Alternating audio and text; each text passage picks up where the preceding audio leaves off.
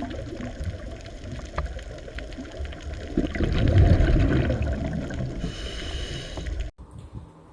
આપણે last time allergy સુધી ચર્ચા કરી ગયા હતા. હવે આજે નવા ટોપિક જોઈએ. આજનો પહેલો ટોપિક છે સ્વપ્રતિકારકતા. આમાં આપણું ઉપાર્જિત પ્રતિકારકતા તંત્ર છે એ આપણે ભણી ગયા કે સ્મૃતિના ગુણ આધારિત કામ કરે, એટલે કે રોગકારકોને ઓળખે, યાદ રાખે અને રોગકારકો ઉપર જ હુમલો કરીને એનો નાશ કરે. મતલબ કે એ સ્વજાત અને પરજાત વચ્ચેનો ભેદ પારખે. સ્વજાત એટલે આપણા શરીરના ઘટકો અને પરજાત એટલે સામાન્ય રીતે કહીએ તો રોગકારકો. તો આમ આપણું જે ઉપાર્જિત પ્રતિકારક તંત્ર છે એ સ્વજાત અને પરજાત વચ્ચેનો ભેદ પારખે. પણ હજી સુધી એનો આધાર આપણે સમજી નથી શક્યા કે કેવી રીતે એ સ્વજાત અને પરજાતનો ભેદ પારખી શકે છે.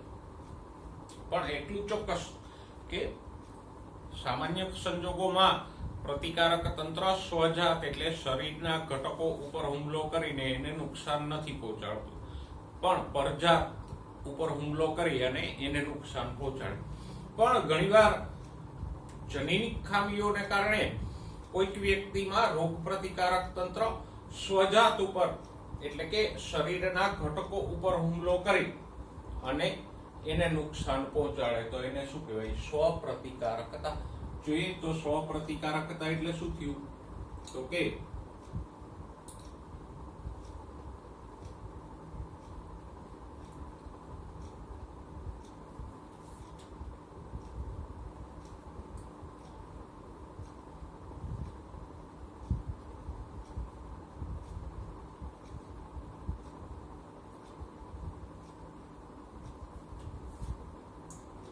જનીનિક ખામીઓને લીધે રોગ પ્રતિકારક તંત્ર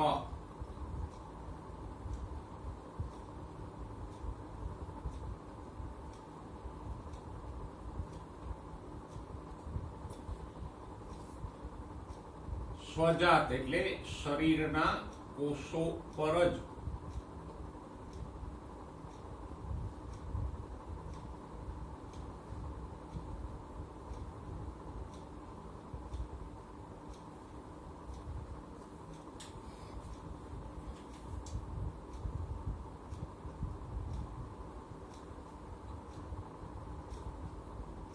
હુમલો કરી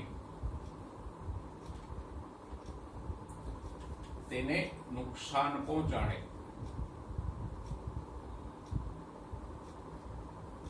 એને શું કહેવાય? સ્વરોગ પ્રતિકારકતા અથવા સ્વપ્રતિકારકતા, ઓટો ઇમ્યુનિટી.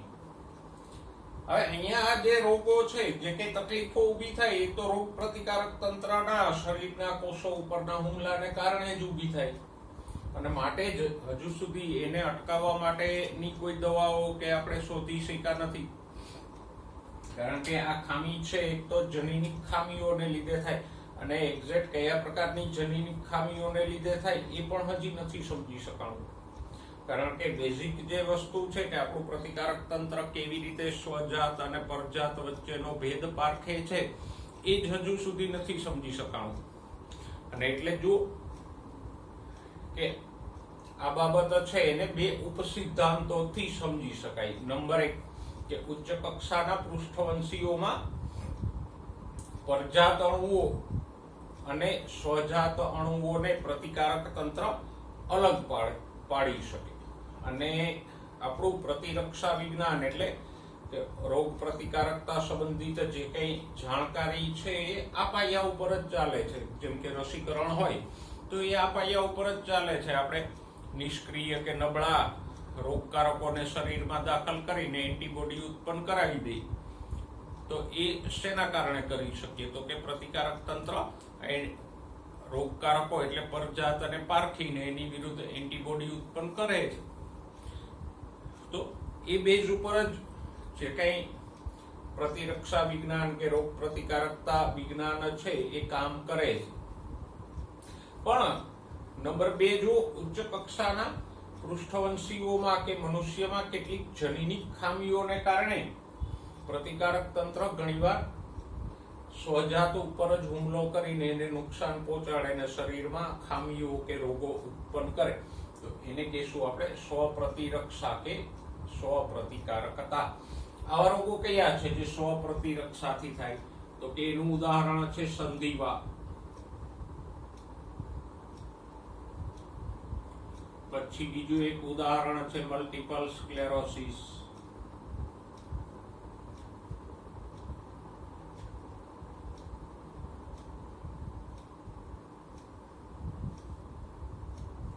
તો આ બધા ઓટો ઇમ્યુન ડિઝીઝ છે કે જે રોગ પ્રતિકારક તંત્ર દ્વારા થતા નુકસાનને કારણે થાય છે અને હજુ સુધી આપણે એને સમજી શક્યા નથી. હવે નેક્સ્ટ પોઈન્ટ જોઈએ, શરીરમાં રોગ પ્રતિકારક તંત્ર. હવે રોગ પ્રતિકારક તંત્ર એક કોઈ પાચન તંત્ર કે શ્વસન તંત્રની જેમ ચોક્કસ તંત્ર નથી, પણ એમાં અલગ અલગ ઘણા બધા ઘટકો સમાવેશિત છે. એમાં મુખ્ય કયા ઘટકો સમાવેશિત છે? તો કે લસિકાંગો એ રોગ પ્રતિકારક તંત્રનો ભાગ છે.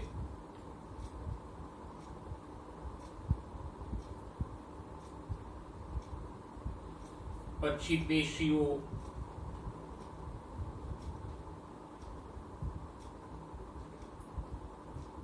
કોષો, એન્ટીબોડી,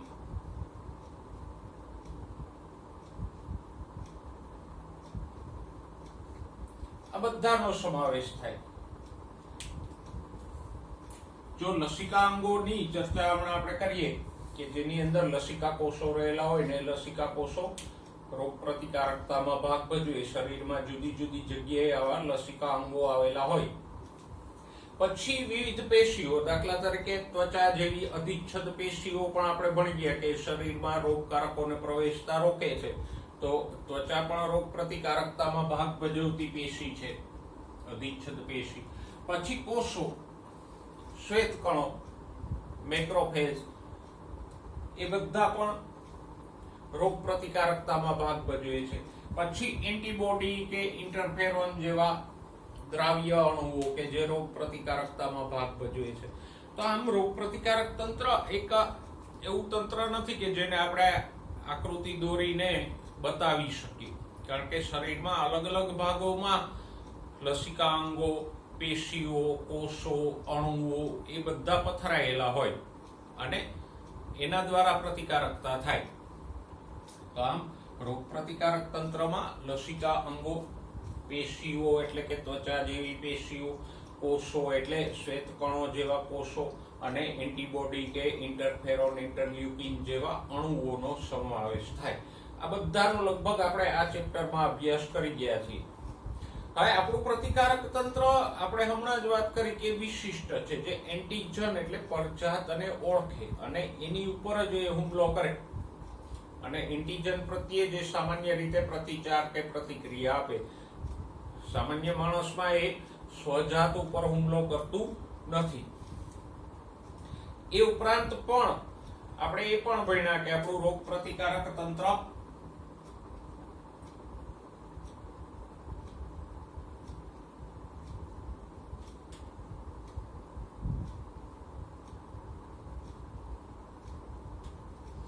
એન્ટીજન ઉપર હુમલો તો કરે જ છે, એ સિવાય તો કે એલર્જી, પછી સ્વરોગ પ્રતિકારકતા,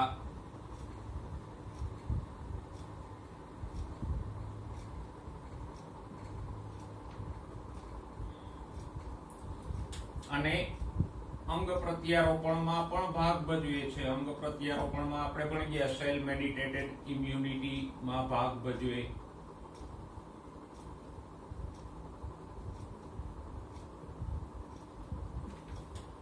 તો પરજાતનો નાશ કરવા સિવાય આ બધી એટલે કે ત્રણેય બાબતમાં રોગ પ્રતિકારક તંત્ર સંડોવાયેલ છે. કઈ ત્રણ બાબતો? તો કે એલર્જી, સ્વરોગ પ્રતિકારકતા અને અંગ પ્રત્યારોપણમાં પણ રોગ પ્રતિકારક તંત્ર ભાગ ભજવે છે. હવે રોગ પ્રતિકારક તંત્રમાં જે કંઈ પેશીઓ, કોષો કે એન્ટીબોડી ભાગ ભજવે છે એનો તો આપણે આ ચેપ્ટરમાં અભ્યાસ કરીએ. પણ લસિકા અંગોની વાત આપણે હજુ સુધી નથી કરી, કારણ કે લસિકા અંગો પણ રોગ પ્રતિકારક તંત્રનો મહત્વનો હિસ્સો છે. તો જોઈ લઈએ લસિકા અંગો. બીજી એક વાત, લસિકા અંગો તમને થિયરીમાં પૂછવા માટે પણ અગત્યના છે. જો પહેલા તો વ્યાખ્યા કે લસિકા અંગો કોને કહેવાય, તો કે એવા અંગો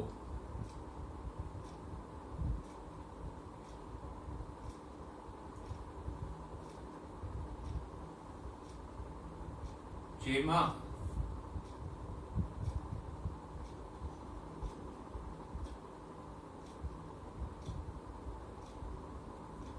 લસિકા કણોનું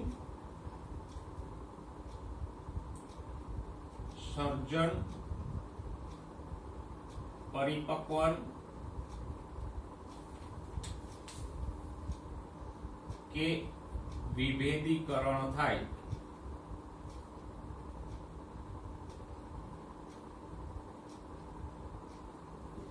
તેને શું કહેવાય? લસિકા અંગો. મતલબ કે એ જે અંગ, કોઈ અંગમાં લસિકા કણો કાં તો ઉત્પન્ન થતા હોય અથવા તો એનું વિભેદીકરણ થતું હોય, એટલે કે વિભેદન પામીને લસિકા કણોમાં ફેરવાતો, અથવા એક વસ્તુ બીજી છે કે સર્જન અને પરિપક્વન સિવાય કોઈ અંગમાં રહીને પ્રતિકારકતા કરતા હોય, એટલે કે એનું કાર્ય કરતા હોય, તો એને પણ લસિકા અંગો કહેવાય.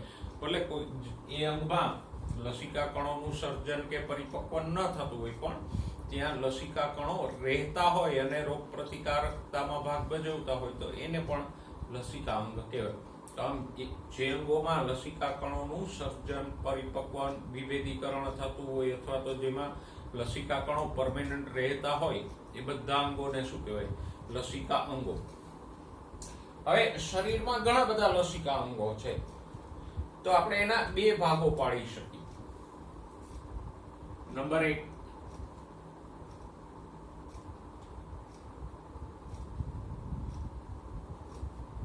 પ્રાથમિક લસિકા અંગો.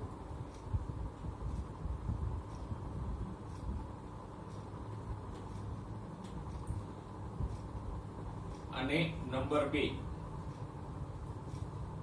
દ્વિતીય લસિકા અંગો.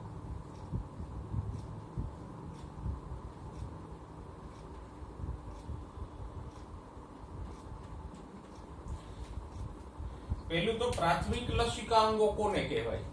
તો કે એવા અંગો જેમાં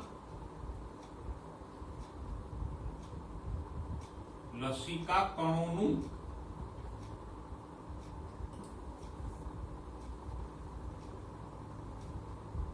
સર્જન કે પરિપક્વ ન થતું હોય, એને પ્રાથમિક લસિકા અંગો કહેવાય.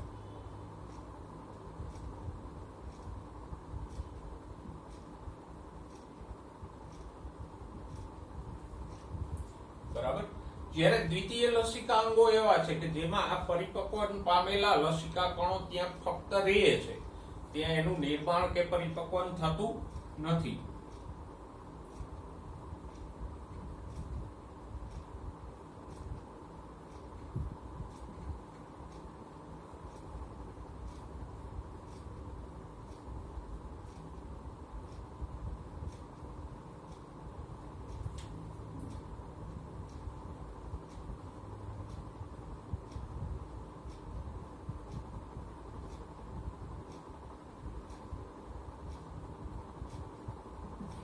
તેમાં ફક્ત લસિકા કણો રહે છે, એનું સર્જન કે પરિપક્વન નથી થતું, તો એને દ્વિતીય લસિકા અંગો કહેવાય.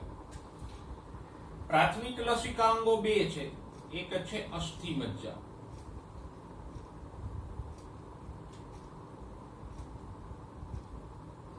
બોન મરો. અસ્થિમજ્જા તમે જાણો છો, જે મોટા હાડકા હોય એની વચ્ચે જે નરમ ભાગ હોય હાડકાની અંદરનો, એ હાડકાની અંદરના નરમ ભાગને આપણે અસ્થિમજ્જા કહીએ.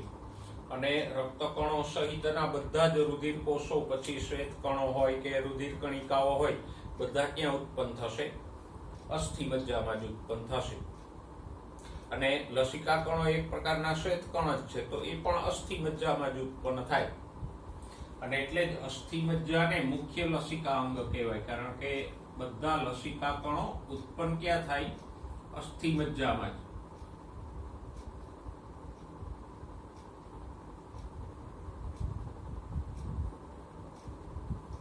એ લસિકા કણો ઉત્પન્ન કરે છે, માટે અસ્થિમજ્જા મુખ્ય લસિકા અંગ છે.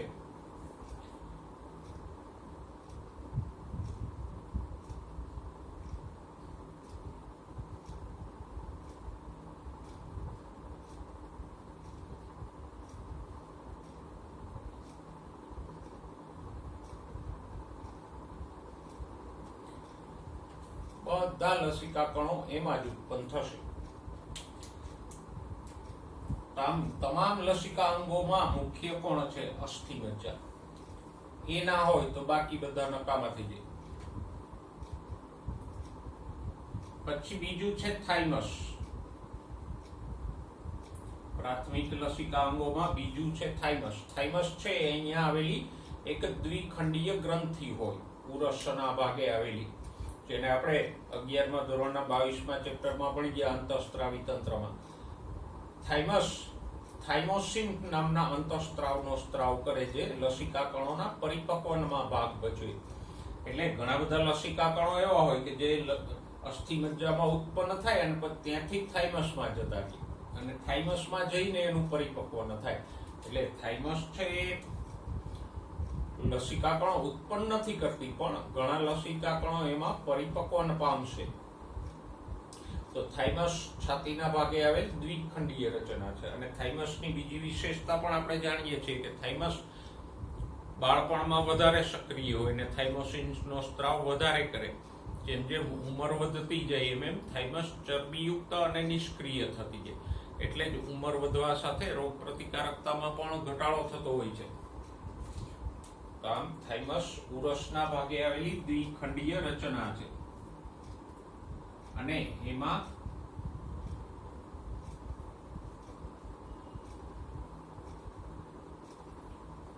અમુક લસિકા કણોનું પરિપક્વન થાય, બધા નહીં.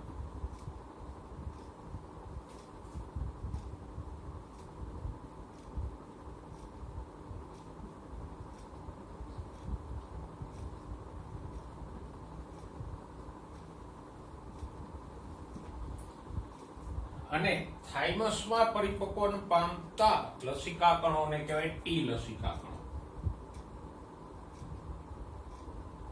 લસિકા કણોના આપણે બે પ્રકાર ભણ્યા ને, બી અને ટી. તો ટી લસિકા કણો કોને કહેવાય? એવા લસિકા કણો કે જે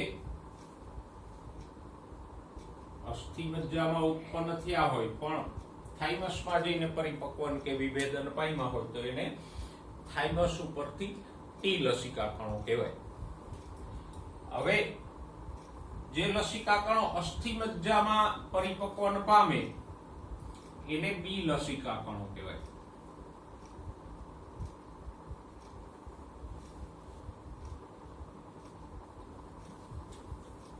અસ્થિમજ્જામાં ઉત્પન્ન થઈ અને ત્યાં ને ત્યાં જ પરિપક્વન પામી જાય તો એને બી લસિકા કણો કહેવાય.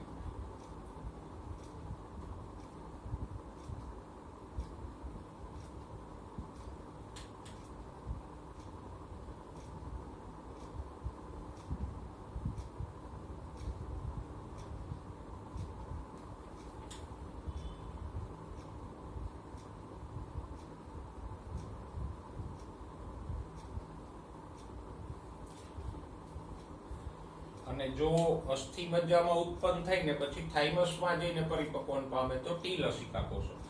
ટી ફોર થાઇમસ અને બી ફોર બોન મરો. બોન મરો એટલે અસ્થિમજ્જા. તો બોન મરોમાં પરિપક્વન પામે તો બી કોષો અને થાઇમસમાં પરિપક્વન પામે તો ટી કોષો. પછી આગળ તમે જાણો છો આ બી લસિકા કણો એન્ટીબોડી ઉત્પન્ન કરે અને ટી લસિકા કણો એને એન્ટીબોડી ઉત્પન્ન કરવામાં મદદ કરે. તો આ બે છે થાઇમસ અને અસ્થિમજ્જા, એ પ્રાથમિક લસિકા અંગો છે. દ્વિતીય લસિકા અંગો કયા કયા છે?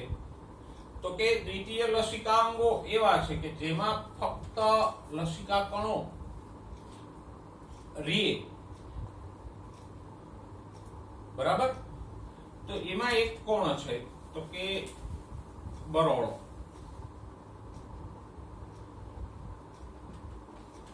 બરોળ છે અહીંયા જઠરની બાજુમાં આવેલું મોટા વટાણાના દાણા જેવું અંગ છે અને એની અંદર ઘણા બધા લસિકા કણો આવેલા હોય. આ બેયને બાદ કરો તો સૌથી વધારે લસિકા કણો દ્વિતીય અંગોમાં બરોળની અંદર હોય અને બરોળની અંદર આ લસિકા કણો અને એની જે પેશીઓ હોય એમાં રુધિરનું ગાળણ થાય.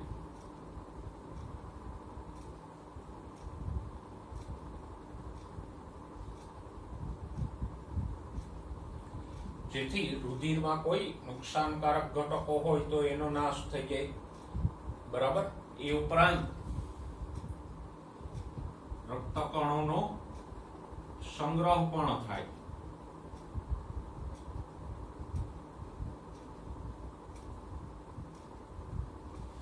સાથે સાથે નકામા રક્તકણોનો નાશ થાય.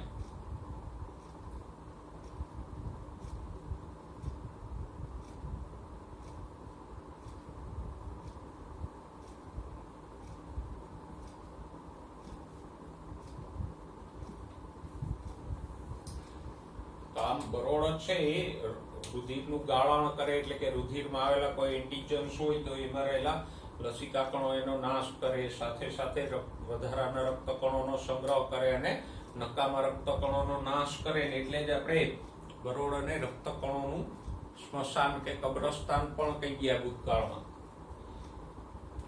ઓકે, બરોળ પછી છે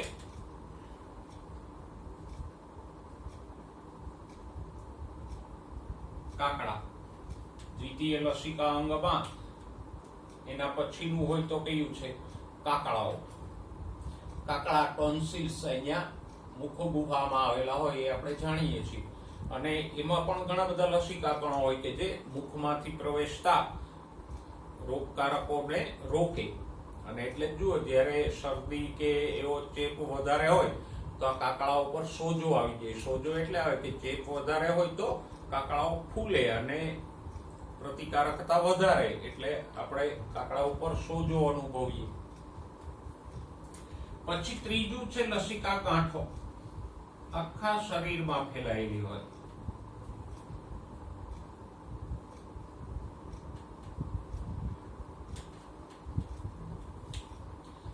ઠેક ઠેકાણે શરીરમાં જે લસિકા વાહિનીઓ હોય એમાંની મોટી લસિકા વાહિનીઓમાં આવી લસિકા ગાંઠો હોય. જો ઘણી વખત શરદી થાય તો અહીંયા કાનની બાજુમાં નાની નાની ગાંઠો થઈ જાય, વધારે શરદી હોય તો એ ગાંઠો શું છે? લસિકા ગાંઠો છે. તો એ ફૂલી જાય. તો આમ શરીરની લસિકા વાહિનીઓમાં પણ આવી લસિકા ગાંઠો હોય કે જે લસિકામાં આવેલા રોગકારકોનો નાશ કરે. એના પછી એક અગત્યનો શબ્દ છે પિયર્સ પેચીસ.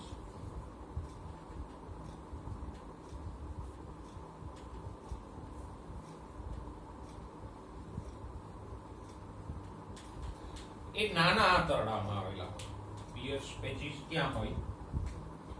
નાના આંતરડામાં આવેલા લસિકા કણોના સમૂહો છે. ખાસ કરીને નાના આંતરડાના અધશ્લેષ્મમાં આવેલા હોય કે જે આંતરમાર્ગમાંથી આવતા રોગકારકોનો નાશ કરે. તો આ શબ્દને યાદ રાખજો. પછી આંતરપુચ્છ છે જે નાના અને મોટા આંતરડાના જોડાણ સ્થાને હોય એમાં પણ લસિકા કણો રહેલા હોય.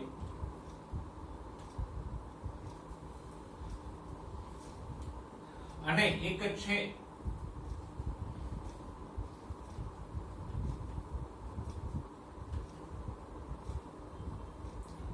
MALT એટલે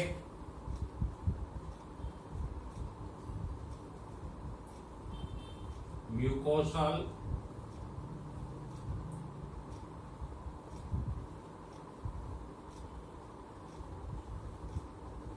એસોસિએટેડ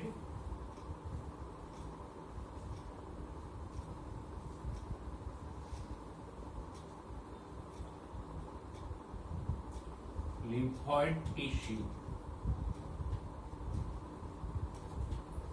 MALT. મ્યુકસ એટલે શ્લેષ્મ અને લિમ્ફોઇડ ટિશ્યુ એટલે લસિકા પેશી. તો શરીરમાં પાચન માર્ગ,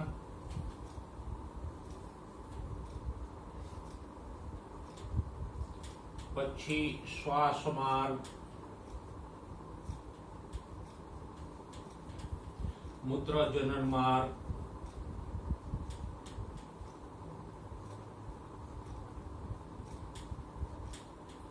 આ બધાના અસ્તર એટલે અંદરના સ્તરમાં શ્લેષ્મ હોય.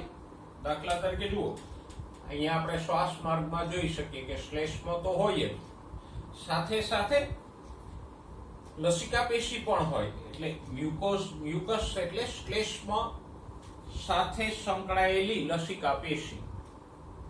તો આ પાચન માર્ગ, મૂત્રજનન માર્ગ, શ્વાસ માર્ગના અસ્તર એટલે અંદરના સ્તરમાં આવી શ્લેષ્મ સાથે સંકળાયેલી લસિકા પેશી હોય કે જે ખોરાક સાથે, પછી શ્વાસ સાથે કે મૂત્રજનન સાથે આવતા રોગકારકોનો નાશ કરે. અને શરીરની કુલ લસિકા પેશી પૈકી આ MALT છે 50% જેટલી છે, એટલે એનું પ્રમાણ ઘણું બધું છે. તો આમ લસિકા અંગો શરીરમાં આટલા છે. પહેલા તો અંગોને યાદ રાખી દો, પછી આમાંના ઘણું બધું તો તમે અંગોમાં ભણ્યા જ છો, બરાબર. અને અંગોનું વર્ણન અઘરું નથી, પણ દરેક અંગ તમને યાદ રહેવું જોઈએ કે પ્રાથમિક લસિકા અંગો કયા છે, તો કે અસ્થિમજ્જા અને થાઇમસ. પછી દ્વિતીય લસિકા અંગો કયા છે, તો કે બરોળ, કાકડા, લસિકા ગાંઠો, પીએસ પેચીસ, આંતરપૂછ અને MALT. તો આ લસિકા અંગો તમને MCQ માટે તો અગત્યના છે. સાથે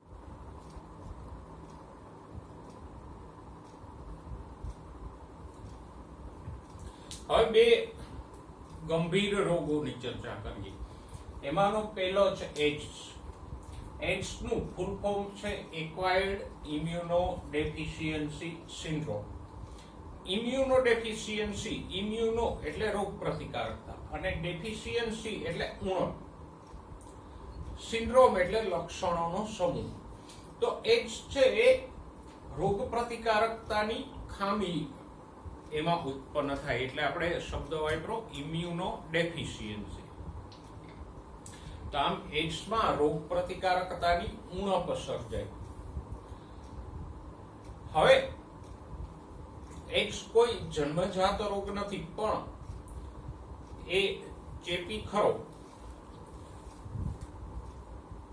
એઇડ્સનો સૌથી પહેલો કેસ 1981 માં USA માં નોંધાણો અને ભારતમાં 1986 માં તમિલનાડુમાં નોંધાણો.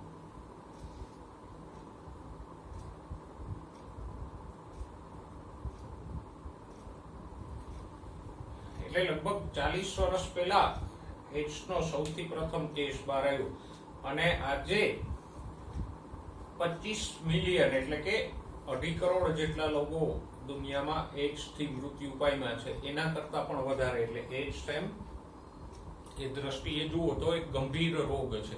કારણ તો કે એક વખત એનો ચેપ લાગે પછી એને મટાડી નથી શકાતો. તો એ દ્રષ્ટિએ એઇડ્સ અતિ ગંભીર રોગ છે. એઇડ્સ શેનાથી થાય, તો કે હ્યુમન ઇમ્યુનોડેફિશિયન્સી વાયરસથી થાય, HIV થી થાય.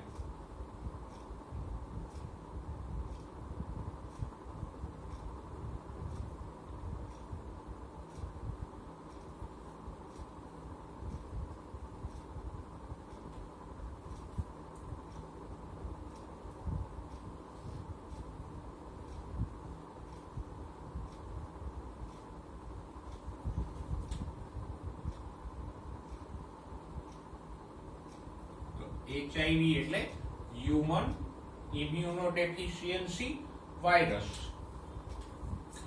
અને આ એક રિટ્રો સમૂહનો વાયરસ છે. રિટ્રો વાયરસ એટલે એવા વાયરસ કે જેમાં RNA જનીન દ્રવ્ય તરીકે હોય. HIV છે એક રિટ્રોવાયરસ છે કે જેમાં જનીન દ્રવ્ય તરીકે RNA આવેલું હોય. હવે એઇડ્સના ફેલાવાના કારણો આપણે જોઈએ. સૌથી પહેલા તો એઇડ્સ સંબંધે આપણે અલગ અલગ બાબતોની ચર્ચા કરશું, પણ એમાં સૌથી પહેલા છે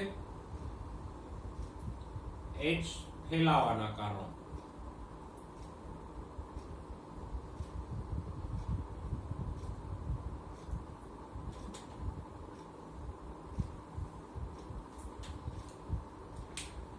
તો એઇડ્સ ફેલાવાનું સૌથી મોટું કારણ હોય તો ચેપી વ્યક્તિ સાથેના જાતીય સંબંધો.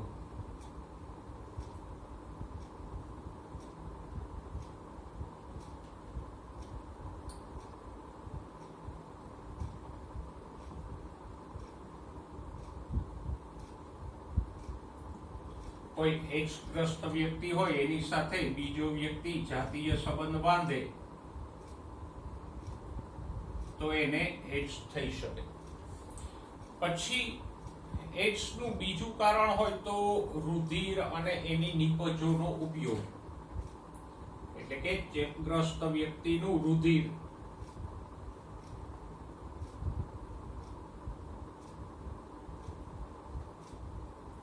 અને એની નિપજો એટલે કે બ્લડ પ્લાઝમા કે એનો ઉપયોગ કરવામાં આવે તો ઘણી વખત લોકોને નથી પ્લાઝમા આપતા બીજા વ્યક્તિનો, તો એવી નિપજો એટલે કે રુધિરના ભાગોનો ઉપયોગ કરીએ તો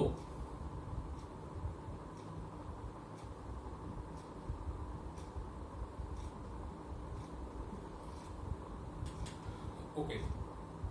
પછી ચેપગ્રસ્ત વ્યક્તિ દ્વારા ઉપયોગમાં લેવાયેલ સિરિંજનો કે સોયનો ઉપયોગ, ઇન્જેક્શનની સિરિંજ કે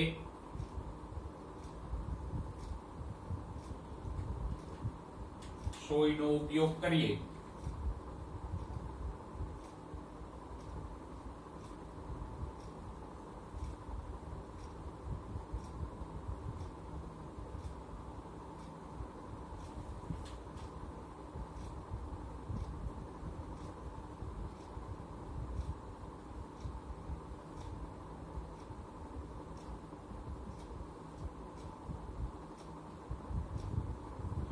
તો એનાથી પણ એઇડ્સ ફેલાઈ શકે. પછી રોગિષ્ટ માતા દ્વારા શિશુને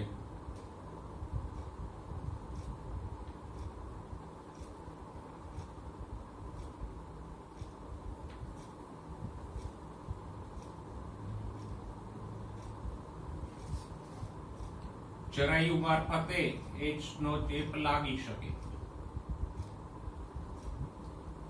પણ મોટે ભાગે આ ઘટના છે પ્રસૂતિ દરમિયાન બને. બરાબર.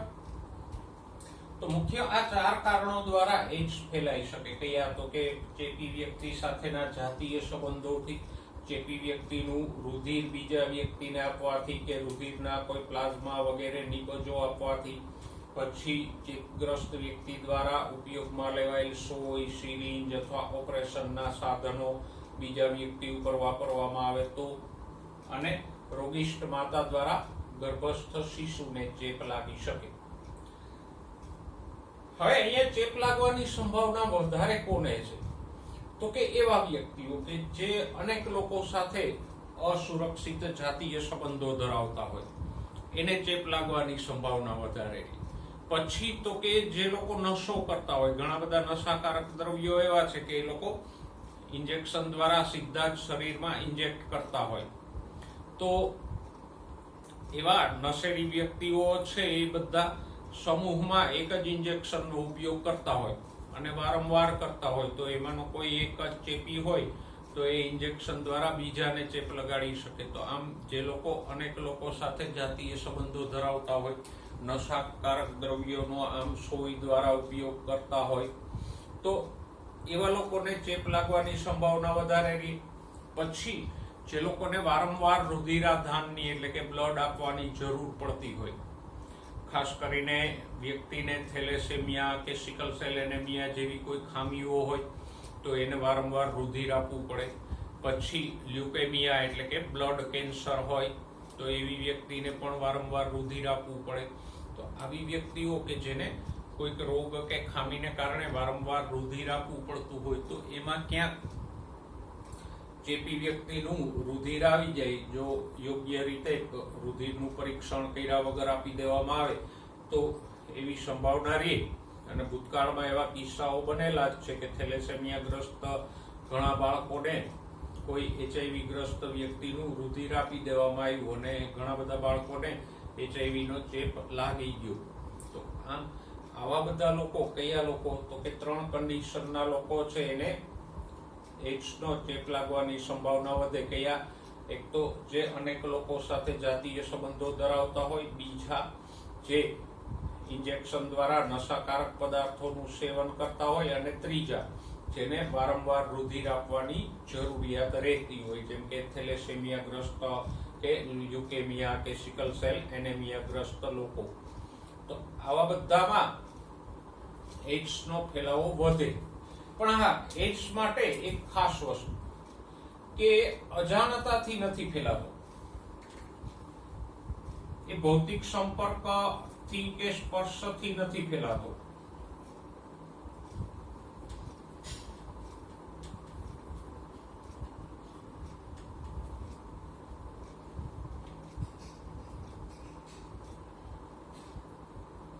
મોસ્ટલી રુધિરના સંપર્કમાં આવે તો જ એ ફેલાય. આ વાત અગત્યની એટલા માટે છે કે સામાન્ય એવું થતું હોય કે કોઈ વ્યક્તિને HIV નો ચેપ છે એવી ખબર પડે એટલે લોકો એનાથી તદ્દન દૂર રહેતા હોય, એની સાથે વાતચીત કરવાનું પણ ટાળતા હોય કે એની સાથે બેસવા બોલવાનું પણ ટાળતા હોય. તો એ જરૂરી છે કે વ્યક્તિનો આવો સમજ્યા વિના બહિષ્કાર કરવો નહીં. કારણ તો કે એવી રીતે AIDS ફેલાતો પણ નથી અને આવી રીતે એની સાથે બિલકુલ બોલવાનું બંધ કરી દેવાથી કે એની પાસે ન જવાથી તો એ વ્યક્તિનો એક જાતનો સામાજિક બહિષ્કાર થઈ જાય અને એ બહિષ્કાર છે એ વ્યક્તિના શારીરિક અને માનસિક સ્વાસ્થ્યને નુકસાન પહોંચાડે. ઘણી વખત વ્યક્તિ છે માનસિક રીતે ભાંગી જાય અને વિપરીત પરિણામો પણ આવી શકે. તો આમ કોઈ HIV ગ્રસ્ત વ્યક્તિ હોય તો એની સાથે આવું અંતરાય કે ભેદભાવ રાખવાની જરૂર નથી. એની સાથે તમે બોલી શકો, બેસી શકો, ભણી શકો, એની વચ્ચે નોટબુક, પેન્સિલ, પુસ્તકોની આપ-લે પણ કરી શકો. એનાથી AIDS ફેલાતો નથી. હવે HIV ની કાર્ય પદ્ધતિ. જો AIDS છે ને એમાં તમને ઘણા પેટા પ્રશ્નો આપેલા છે. એક પ્રશ્ન તો આપણે જોયું જે તમને 2 માર્કમાં પૂછી શકાય કે AIDS ફેલાવાના કારણો અને AIDS થવાની શક્યતા વધારે કોને છે એની ચર્ચા કરો. તો એ તમને 2 માર્કમાં પૂછી લે. બીજો પ્રશ્ન છે HIV ની કાર્ય પદ્ધતિ, કે HIV શરીરમાં કેવી રીતે નુકસાન પહોંચાડી શકે. એ આકૃતિ સાથે તમને પુસ્તકમાં આ મુદ્દાની ઉપર ચાર્ટ આપ્યો છે. પેજ નંબર 155 નો છેલ્લો પેરેગ્રાફ છે ત્યાંથી શરૂઆત થાય અને 155માં પેજ ઉપર જ તમને ચાર્ટ પણ આપેલો છે.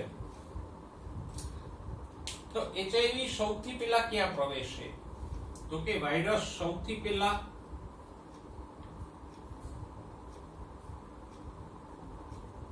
મેક્રોફેજમાં પ્રવેશે. મેક્રોફેજ છે એ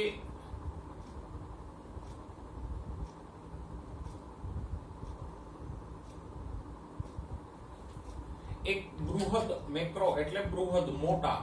મેક્રો કે બૃહદ નો અર્થ થાય મોટા ભક્ષક કોષો છે કે જે પેલા શ્વેત કણોની જેમ રોગકારકોનું ભક્ષણ કરી દે, એમાં પ્રવેશે.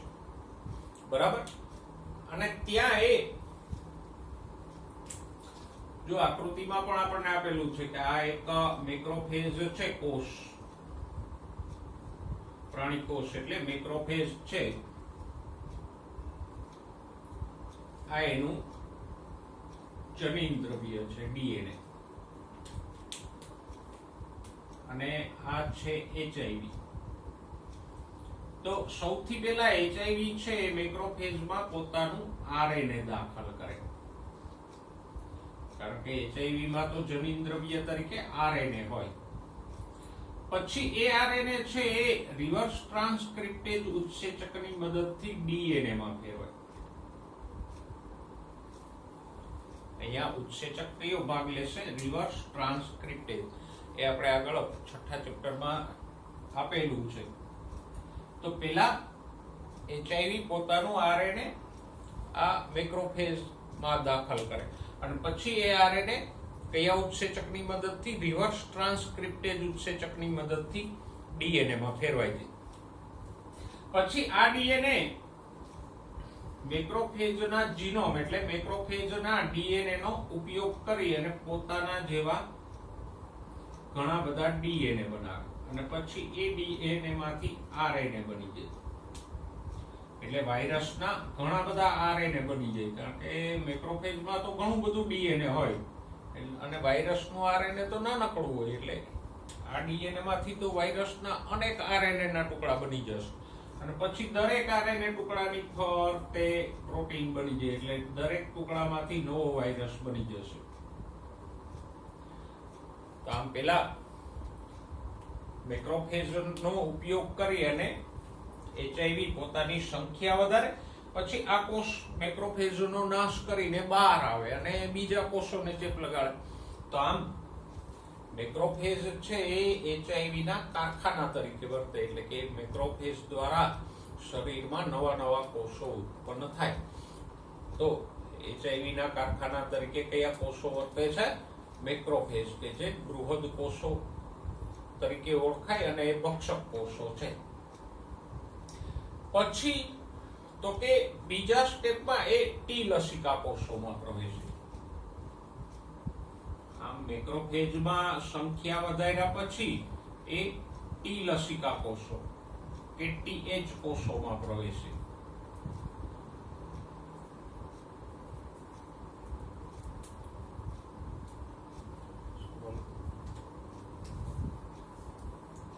અને આવી જ રીતે ટી લસિકા કોષોનો નાશ કરશે.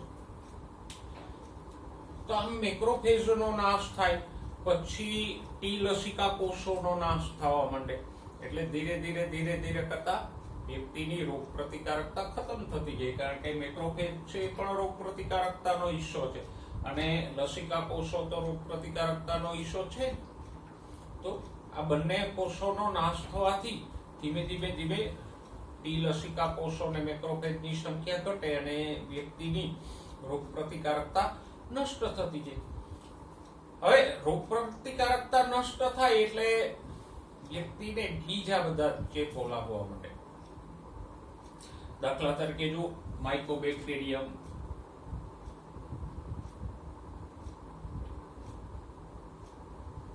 એક પ્રકારના બેક્ટેરિયા છે, બરાબર. પછી બીજા વાયરસ, ફૂગ, પછી ટેક્સોપ્લાઝમા, એવા બધા પરોપજીવીઓનો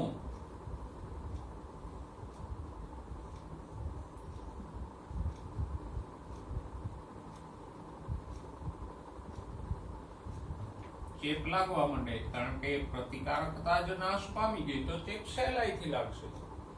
અને અલગ અલગ ચેપને કારણે પછી ધીમે કરતું વ્યક્તિને લાંબા સમય તાવ આવે, ઝાડા રહે, વજન ઘટવા માંડે, એવી બધી સમસ્યાઓની શરૂઆત થાય.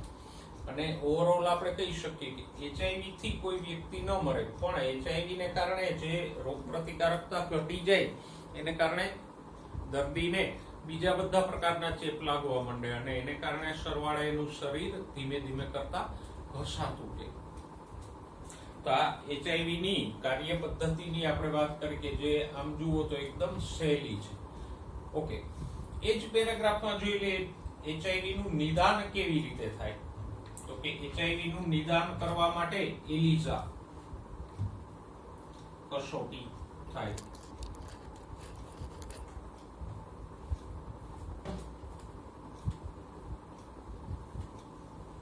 લેબોરેટરીમાં એલિઝા નામની એક કસોટી કરવામાં આવે, enzyme link immuno sorbent assay. એલિઝાનું ફૂલ ફોર્મ શું છે? એન્ઝાઇમ લિંક ઇમ્યુનો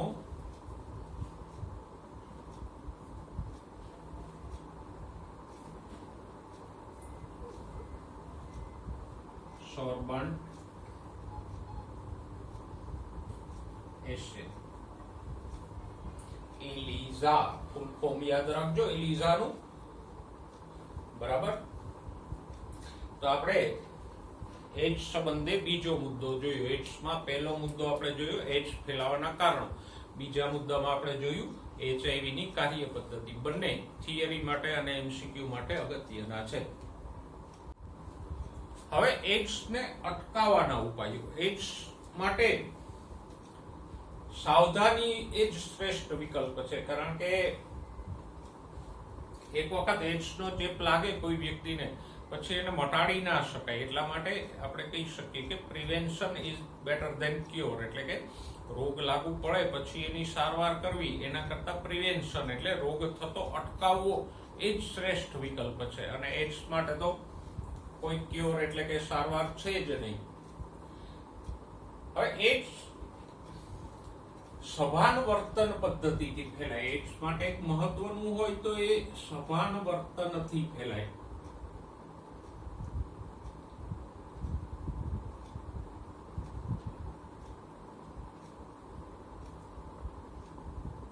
એ શું વળી? તો કે એડ્સ ટાઇફોઇડ, ન્યુમોનિયા કે કોરોનાની જેમ અજાણતા નથી ફેલાઈ જતો કે કોઈ માણસ રોગગ્રસ્ત વ્યક્તિની સામે ગયો તો એના સ્પર્શથી કે છીંક ખાંસીથી એમ અજાણે નથી ફેલાતો. જેમ શરદી, ન્યુમોનિયા, ટાઇફોઇડ, કોરોના ફેલાય છે એવી રીતે એડ્સ સભાનપણે જો અમુક બાબતોની અવગણના કરવામાં આવે તો જ ફેલાય. જેમ કે રુધિર લેતી વખતે પૂરું ચેક ન કરવામાં આવે, એને અસુરક્ષિત જાતીય સંબંધો રાખવામાં આવે, સિરિંજ કે સોયનો ઉપયોગ કરવામાં આવે તો જ ફેલાય છે. એટલે સભાન વર્તનથી ફેલાય મીન્સ કે અજાણતા કોઈને એનો ચેપ લાગી જાય નહીં. જ્યારે ટાઇફોઇડ, ન્યુમોનિયા, શરદી, કોરોના એ બધાનો ચેપ અજાણતા પણ બીજી વ્યક્તિને લાગી જાય. થોડીક વારમાં કે છીંક, ખાંસી કે સ્પર્શ માત્રથી પણ શરદીનો ચેપ ફેલાય છે. તો એડ્સ અને બાકીના ચેપી રોગો વચ્ચે આ એક તફાવત છે કે એડ્સ એટલી જલ્દીથી અજાણપણે નથી ફેલાઈ શકતો. એટલે વ્યક્તિ જો પોતે કાળજી રાખે તો એડ્સનો ફેલાવો સહેલાઈથી અટકાવી શકાય. ઓકે, બીજો એક શબ્દ આપ્યો છે કે અવગણનાને કારણે ન મરો.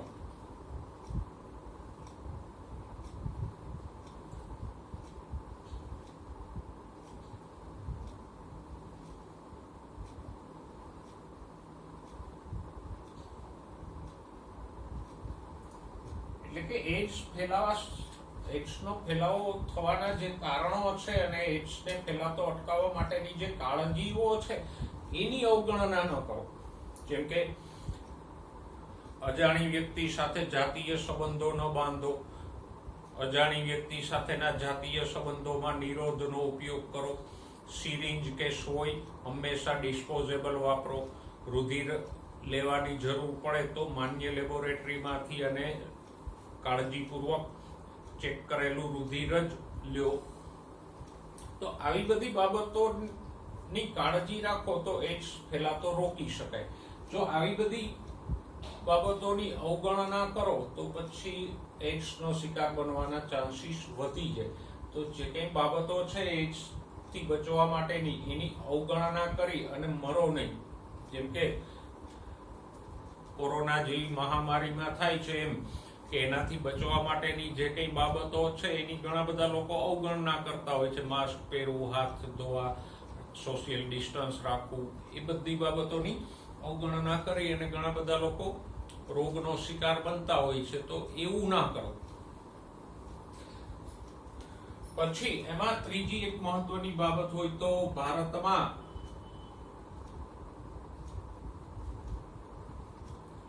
નેકો, એનું પૂરું નામ પણ યાદ રાખજો, national ads control organisation.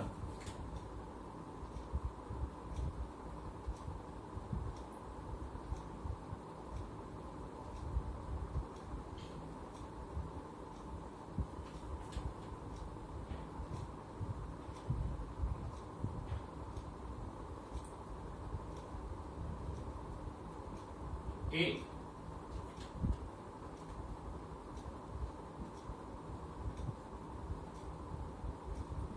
Bharat સરકારની સંસ્થા છે કે જે એડ્સને નિયંત્રિત કરવા માટે, એડ્સ સંબંધિત જાગૃતિ ફેલાવવામાં, એને ફેલાતો અટકાવવામાં અને એડ્સગ્રસ્ત વ્યક્તિઓની સારવાર માટે કામ કરે છે. એ સિવાય બીજા નોન ગવર્મેન્ટ ઓર્ગેનાઇઝેશન એટલે બિન સરકારી સંસ્થાઓ પણ આ બાબતમાં ફાળો આપે છે અને વિશ્વ કક્ષાએ WHO એ HIV નો ફેલાવો અટકાવવામાં અને HIV ગ્રસ્ત લોકોની સારવાર અને મદદ માટે કાર્યરત છે.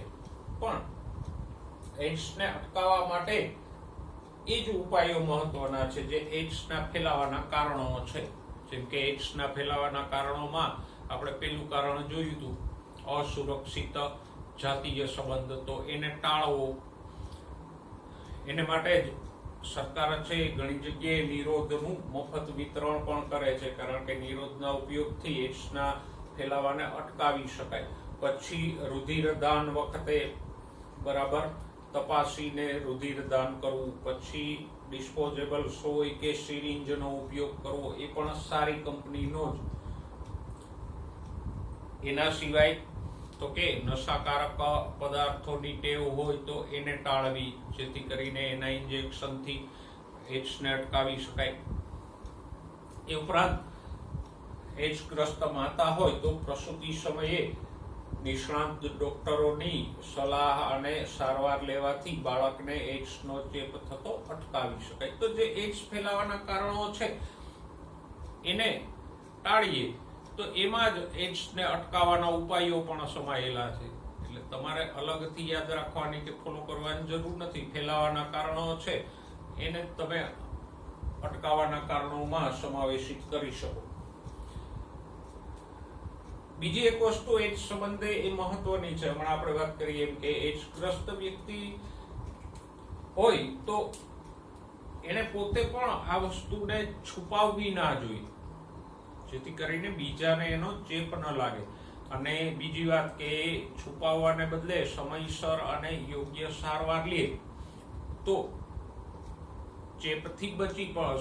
રોગથી બચી શકાય અને એને વધારે ફેલાતો અટકાવી શકાય. કારણ કે HIV નો ચેપ લાગવાથી માંડી અને એડ્સ થવા વચ્ચેનો ગાળો થોડાક મહિનાથી વર્ષો સુધીનો હોય. શરીરમાં HIV આવ્યો એટલે એડ્સ થઈ ગયો એવું નથી.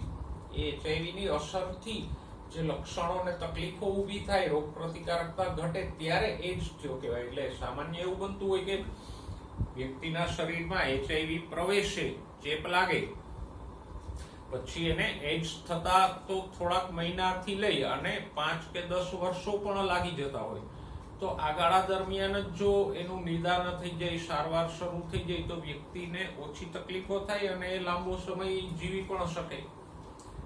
તો એડ્સગ્રસ્ત વ્યક્તિએ આ ચેપને છુપાવવો ના જોઈએ અને સંકોચ છોડીને યોગ્ય સારવાર લેવી જોઈએ. સામે પક્ષે એની આજુબાજુના કે સમાજના લોકો છે એની પણ એ ફરજ છે કે આવી વ્યક્તિને તિરસ્કૃત ન કરે, બહિષ્કૃત ન કરે, એની સાથે બોલવા ચાલવા કે બેસવા ઉઠવાના સંબંધો કાપી ન નાખે. કારણ કે એવું કરવાથી વ્યક્તિ માનસિક રીતે ભાંગી જાય અને ઘણીવાર એના વિપરીત પરિણામો પણ આવી જાય કે આવી વ્યક્તિ છે માનસિક રીતે ભાંગી જાય, અકળાઈ જાય અને પછી ઈરાદાપૂર્વક ચેપ ફેલાવવાના પ્રયત્નો કરે. એવા વિપરીત પરિણામો પણ આવી શકે. કારણ કે એડ્સ છે એ કોઈ ગુનો કે ગેરવર્તન નથી, એ તો એક રોગ છે કે જે કોઈને ક્યારેક લાગુ પડી શકે. તો એવા ચેપી વ્યક્તિઓને આપણે તિરસ્કૃત ન કરવા જોઈએ. તો આજે આપણે એડ્સ વિશે જે કઈ બાબતો ભણ્યા એમાં પહેલું તો એડ્સ ફેલાવાના કારણો, બીજું HIV ની કાર્ય પદ્ધતિ અને ત્રીજું એડ્સને અટકાવવાના ઉપાયો, એમ 3 મુદ્દાઓ આપણે એડ્સ સંબંધે ભણ્યા. હવે જોઈએ કેન્સર. કેન્સર બિનચેપી પણ ગંભીર રોગ છે અને કેન્સરને કારણે પણ દુનિયામાં ઘણા બધા લોકો મૃત્યુ પામે છે.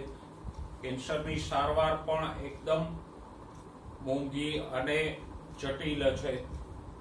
તો કેન્સર એક બિનચેપી પણ ગંભીર પ્રકારનો રોગ છે. ભલે એનો ચેપ એક વ્યક્તિમાંથી બીજી વ્યક્તિમાં ફેલાતો નથી, પણ અલગ અલગ કારણોસર દુનિયામાં પ્રતિવર્ષ ઘણા બધા લોકો કેન્સરનો શિકાર બને છે.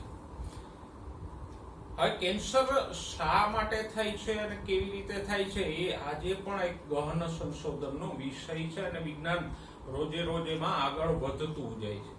પેલું તો એ કે કેન્સર કેવી રીતે થાય, તો કે આપણા શરીરમાં કોષીય વૃદ્ધિ એટલે કે કોષ વિભાજન અને વિભેદીકરણની પ્રક્રિયા નિયંત્રિત હોય. કોષીય વૃદ્ધિ એટલે કોષ વિભાજન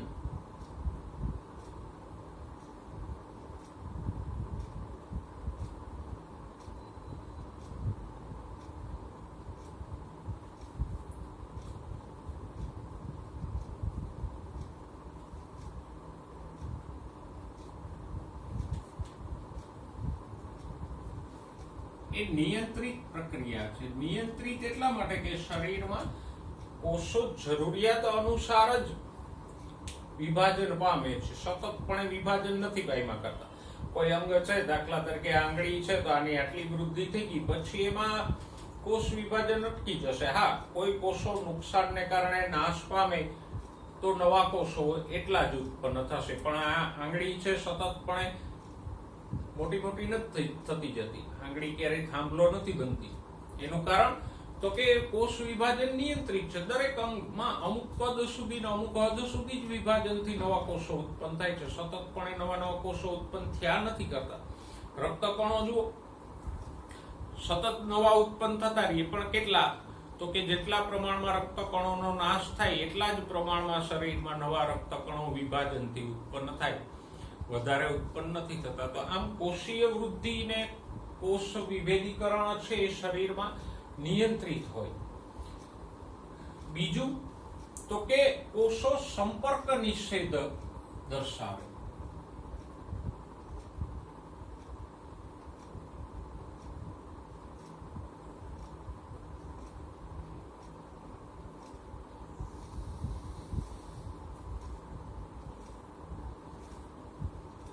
એટલે કે આજુબાજુ ના કોષોની અસર એની ઉપર પડતી નથી.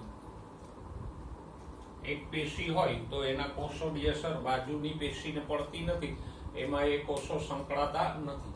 પણ કેન્સરગ્રસ્ત કોષોમાં આ બંને બાબતો તૂટી જાય. એટલે કે આ જે કોષ વિભાજન અને વિભેદીકરણનું નિયંત્રણ છે એ પણ તૂટી જાય અને સંપર્ક નિષેધ પણ એમાં તૂટી જાય. ટૂંકમાં કહીએ તો કેન્સરગ્રસ્ત કોષ છે એ અનિયંત્રિત રીતે સતતપણે વિભાજન પામ્યા જ કરે અને આવા કોષો અનિયંત્રિત રીતે વિભાજન પામ્યા કરે એટલે ત્યાં કોષોનો સમૂહ બની જાય. એને આપણે કેન્સરની ગાંઠ કહીએ. તો આમ કેન્સર કોઈ જંતુઓથી નથી થતું, કોઈ વાયરસથી નથી થતું, પણ કોષોના આવા અનિયંત્રિત વિભેદનને કારણે જે કોષોની ગાંઠ બની જાય એને જ કેન્સર કહેવામાં આવે. તો આમ કેન્સરગ્રસ્ત કોષોમાં જે વિભાજન, વિભેદીકરણ અને સંપર્ક નિષેધનું નિયંત્રણ હોય એ તૂટી જાય અને એ બીજી પેશીઓ સાથે મળીને સતતપણે વિભાજન પામ્યા કરે, બીજા કોષોને પણ એ કેન્સરગ્રસ્ત કોષોમાં ફેરવા કરે અને એને પરિણામે શરીરમાં ગાંઠ બની જાય. હવે ગાંઠો બે પ્રકારની હોય. એક ગાંઠ છે એને સાધ્ય ગાંઠ કહેવાય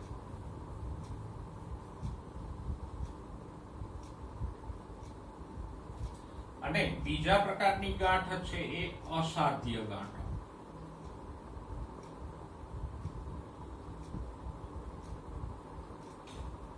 કે ઘણીવાર એને નિયોપ્લાસ્ટિક કે કેન્સર ગાંઠ પણ કહેવાય. નિયોપ્લાસ્ટિક એટલે કેન્સરની ગાંઠ.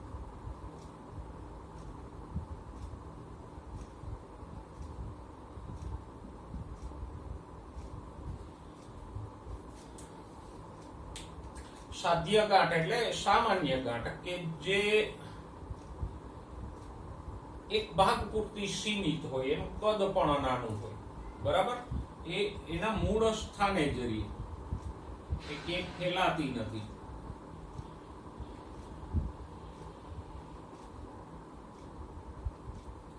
એનો ફેલાવો નથી થતો, બરાબર. બીજું, એનાથી ઓછું નુકસાન થાય અને એનું કદ પણ નાનું હોય, એટલે એને એક તો એ ફેલાતી નથી, એટલે એને ઓપરેશનથી સરળતાથી દૂર કરી શકાય. શરીરના કોઈ ભાગમાં થયું હોય તો એ દૂર કરી એને નાબૂદ કરી શકાય. પણ અસાધ્ય ગાંઠ કે નિયોપ્લાસ્ટિક ગાંઠ કે જે કેન્સરગ્રસ્ત કોષોની ગાંઠ છે, એમાં વૃદ્ધિ પણ ઝડપી હોય. સાધ્ય ગાંઠની વૃદ્ધિ પ્રમાણમાં ધીમી હોય, ત્યારે અસાધ્ય ગાંઠની વૃદ્ધિ એકદમ ઝડપી હોય,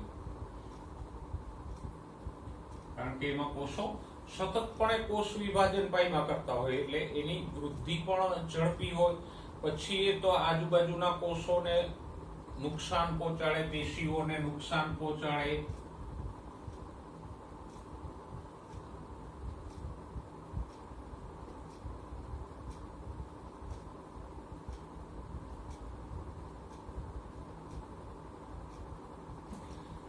દાખલા તરીકે કોઈ વ્યક્તિના આંતરડા કે ફેફસામાં આવી ગાંઠ થઈ હોય તો એ ઝડપથી વધતી જાય, એટલે આંતરડા કે ફેફસાને નુકસાન થવાનું ને વ્યક્તિને તકલીફો ઊભી થવાની. પછી તો કે એ અન્ય કોષોને ભૂખા મારી નાખે.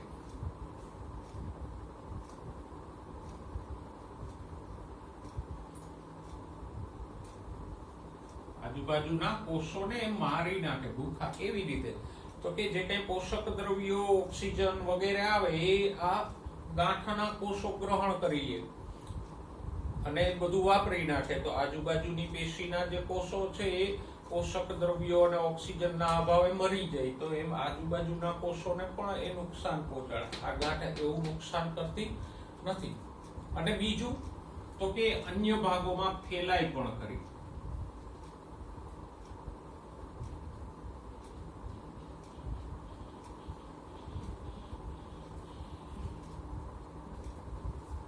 એટલે કે એક જગ્યાએ ગાંઠ હોય તો એમાંથી થોડા કોષો છૂટા પડી બીજી જગ્યાએ જાય, બીજા અંગમાં જાય, ત્યાં નવી ગાંઠ બનાવે. અને આવી રીતે શરીરમાં નવી ગાંઠો ઉત્પન્ન થાય એને શું કહેવાય? રોગ વ્યાપ્તિ.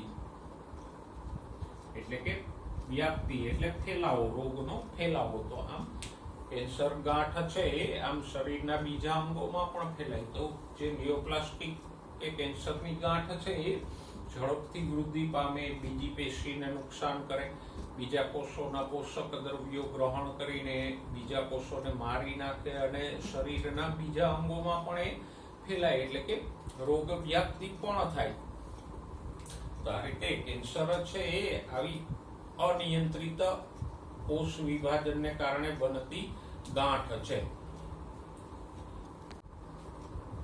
હવે નેક્સ્ટ જોઈએ કેન્સર થવાના કારણો. આ પણ તમને થિયરીમાં 2 માર્કમાં પૂછી શકે. કેન્સર અલગ અલગ કારણોસર થાય અને એ કારણો કયા છે? તો કે અમુક કારણો ભૌતિક છે,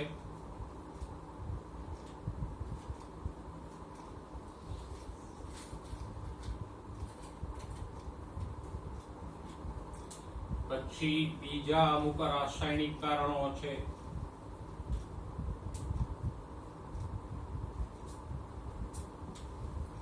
અને ત્રીજા જૈવિક કારણો છે.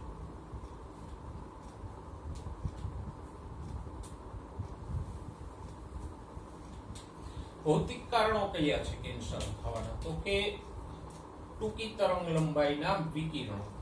દાખલા તરીકે એક્સ-રે, પછી ગામા રેઝ, આ આયનિક વિકિરણો છે કે જે હવામાંથી પસાર થાય તો અણુઓનું આયનીકરણ કરી નાખે. તો આવા આયનિક કિરણો અને અલ્ટ્રાવાયોલેટ જેવા બિન આયનિક કિરણો. યુવી રેઝ છે, અલ્ટ્રાવાયોલેટ, એ બિન આયનિક છે, આયનીકરણ કરતા નથી.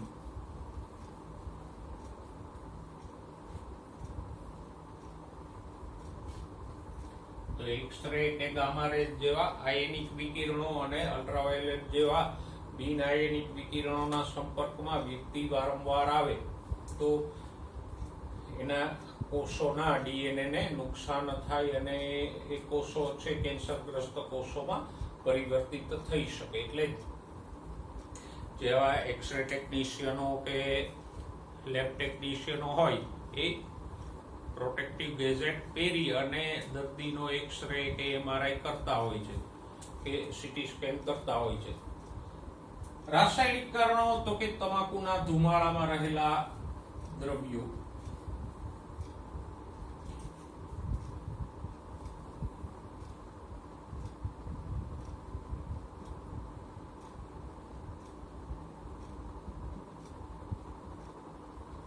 એ પણ કેન્સર પ્રેરી શકે.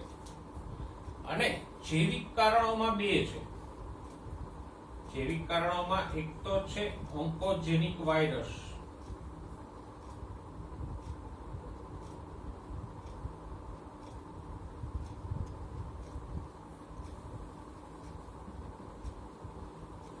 ઓન્કો શબ્દ છે એ કેન્સર સૂચવે, જેમ કે કેન્સર સંબંધિત શાસ્ત્રને કહેવાય ઓન્કોલોજી. તો ઓન્કો શબ્દ કેન્સર સૂચવે. અને બીજા છે પ્રોટો ઓન્કોજીન્સ અથવા કોષીય ઓન્કોજીન્સ.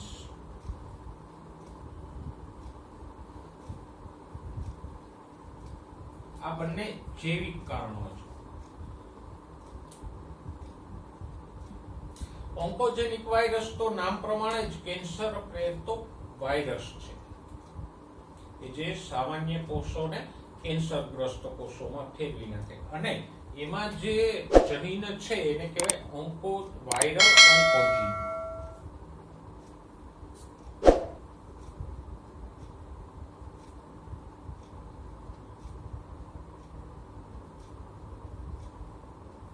આ વાયરસનું જનીન દ્રવ્ય સામાન્ય કોષોને કેન્સરગ્રસ્ત કોષોમાં ફેરવી નાખે એટલે વાયરસના જનીન દ્રવ્યને શું કહેવાય? વાયરલ ઓન્કોજીન.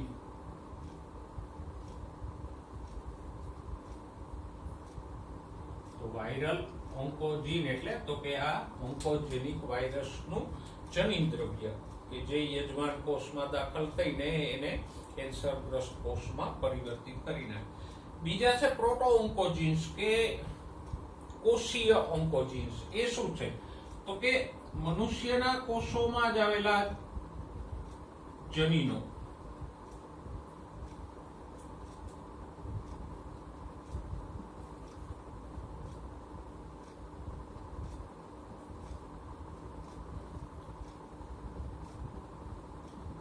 જે સક્રિય થાય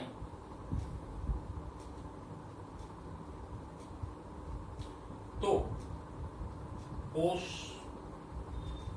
કેન્સરગ્રસ્ત કોષમાં ફેરવાઈ જાય. આ જનીનો નિષ્ક્રિય રહે ત્યાં સુધી સારું.